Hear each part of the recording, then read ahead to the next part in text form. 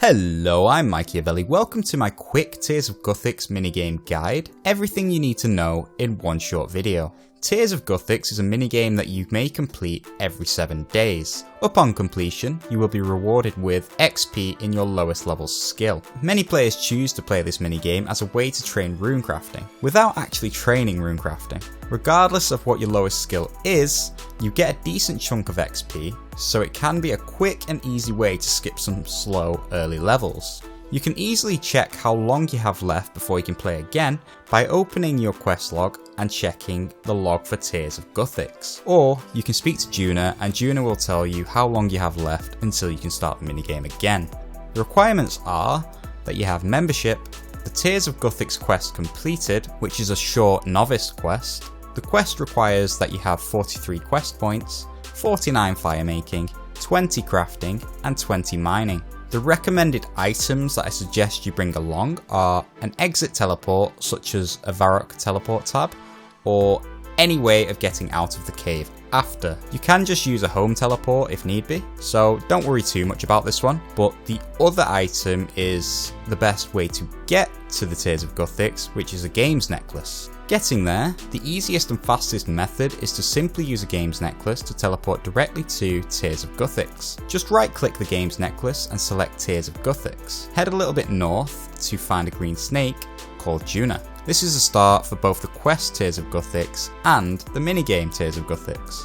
But I do have a warning, do not start this minigame if your account is a pure, because you will gain XP in your lowest skill. To start, speak to Juna and select option 1, OK, or right click Juna and select story. As long as you are not holding a weapon or anything in your hands, Juna will give you a bowl. This will start the minigame.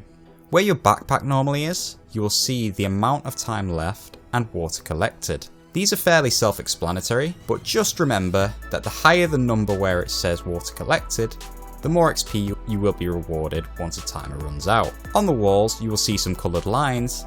These are tiers. Click on the coloured lines to begin collecting them. But whatever you do, don't click on the green ones because the green ones are bad. We will be focusing on collecting the white/blue tiers as these give you points. Avoid the green ones as these will lower the amount of points you have. So white/blue tiers are good and green tiers are to be avoided. Each stream of tiers will spawn for a total of 9 seconds before moving on to another spot. So if you have Runelight, this will help you to be more efficient because it shows you a timer on screen. Unfortunately, if you're not using Runelight, these timers on screen will not be shown. So just keep an eye out for when they move, or maybe keep a mental note of when they spawn. Whatever works best for you. The amount of time you are given for the minigame is directly related to the amount of quest points you have. Each quest point gives you 1 game tick worth of time. A game tick is equal to 0.6 seconds. So, as an example, 10 quest points would be 6 seconds.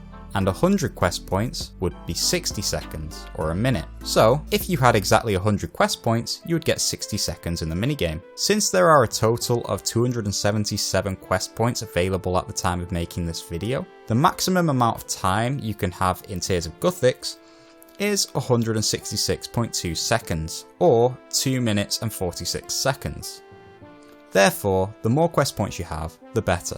Once the timer runs out, you will automatically walk out of the minigame and will be granted with your XP reward. I got 86 points and I was granted with 5,160 XP in prayer, as it is currently my lowest skill, but most people prefer to train their slowest skills such as runecrafting or maybe agility, but for me I really hate training runecrafting. So that is how to play the game. Now moving on to rewards. You will gain a certain amount of XP in the skill with the lowest amount of XP, depending on how many tiers were collected.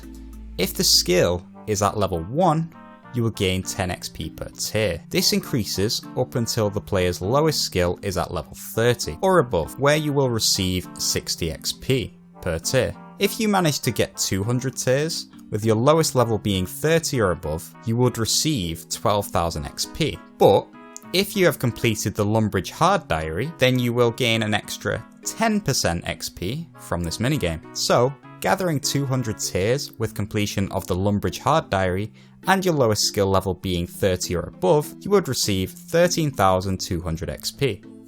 This amount of tiers per game isn't unheard of if you have a lot of quest points already, in the upper 200s. For the amount of time spent playing this minigame, it is definitely worth playing every week, especially if you dislike training runecrafting as much as I do. A few other things before we finish. As I mentioned at the start, you can check the quest log for Tears of Guthix to check how long until you can next play.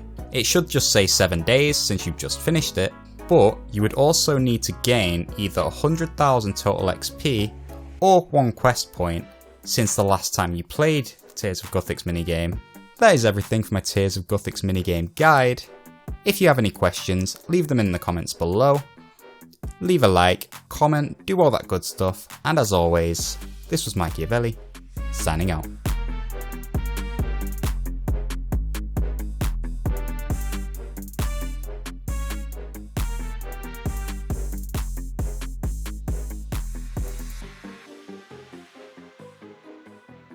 Yeet.